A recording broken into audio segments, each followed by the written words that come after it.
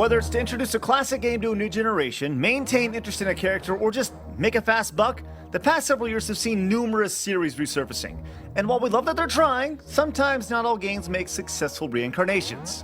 And that's why we're here to bust their balls. Hey, I'm Stuttering Craig for Screwattack's Top 10 Worst Reboots and Remakes. Number 10. Let's start off with a little bit of Bionic Commando. No, not those awesome downloadable titles. We're talking about the other one. Man, did they fuck this up. Not so much from a gameplay standpoint, but from the, hey, let's have Brad Spencer lose all his Duke Nukem-esque personality and throw generic brosive dreads on him standpoint. Nobody likes dreads on video game characters. But hey, let's give Capcom some credits. They tried to make the story epic with huge twists like, everybody say it with me, your wife being a mechanical arm. God, that's dumb. Number 9. This little foul-mouthed fucker was so cute on the N64. So when Conker was brought back on the Xbox in the form of Conker Live and Reloaded, oh boy were we excited. Not just for the single player, but mostly the thought of Conker's multiplayer being on an Xbox Live. Rare pushed the ever-loving hell out of the live aspect of this game, even including it in the game's name. But what we got instead was a remastered single player with the only multiplayer aspect being based around the Saving Private Ryan spook of the game. Even though the new multiplayer could be entertaining at times, it wasn't even close to how much fun the old multiplayer was and still is to this day. He missed the designer. No more surprises, please. Number 8. Pac-Man isn't exactly rocket science. I mean, you eat the dots and you don't get hit by Ghost. That's it. So why, in the official sequel I might add, am I a passive weenie who gets yelled at by Miss Pac-Man and gets chased by bees? This has nothing to do with this. It took over a damn decade, and this is what they came up with for the triumphant return of Pac-Man. Shooting a slingshot. Yeah. Number 7. Golden Axe is an arcade and Genesis classic. Ask a lot of folks growing up during the Sega Nintendo rivalry, and they're going to say this is one of the games they remember seeing in the commercials. After 3 successful Golden Axes back in the day, it was about time to put this series out to pasture and just call it a good career. But no, Sega had to dust it off and put in an extremely generic cross between God of War and Guitar Hero of all things. It's extremely forgettable, with one minor exception.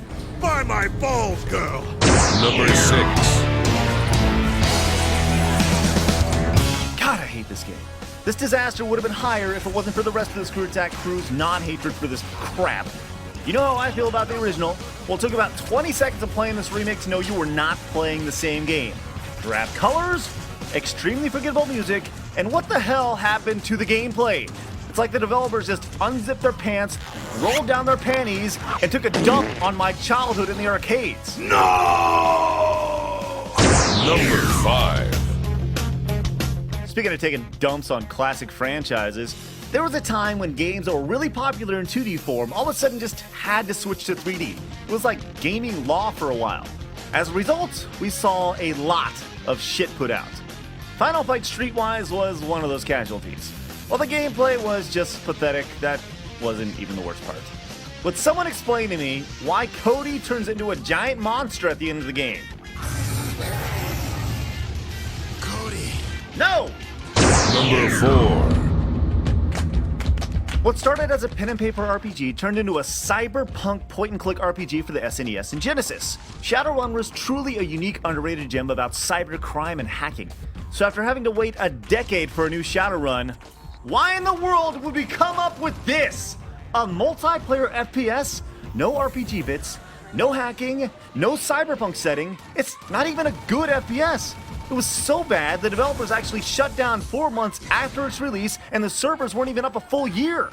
It just goes to show, you can't take a cult classic, make it a shooter, and expect to see money just rolling on in. Thank God. Number 3. Sonic the Hedgehog 2006 variety.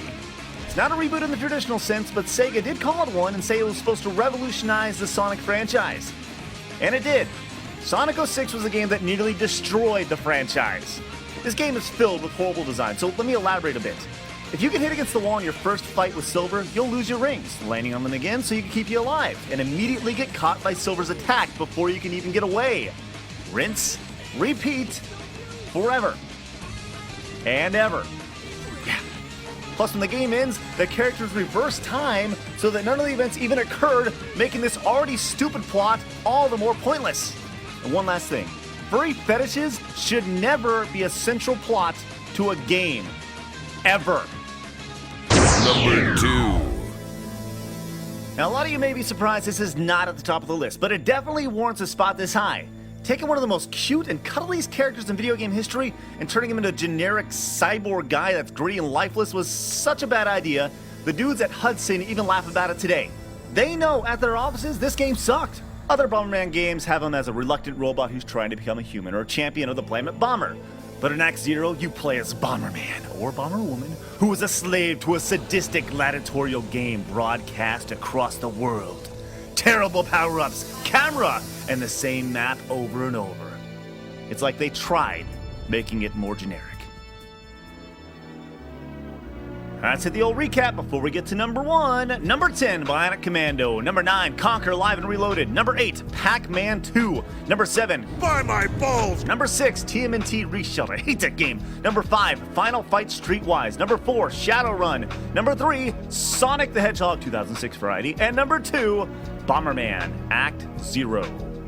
It's number 1. The only thing worse than making an old school franchise hardcore is to take an old school franchise and make it more hardcore.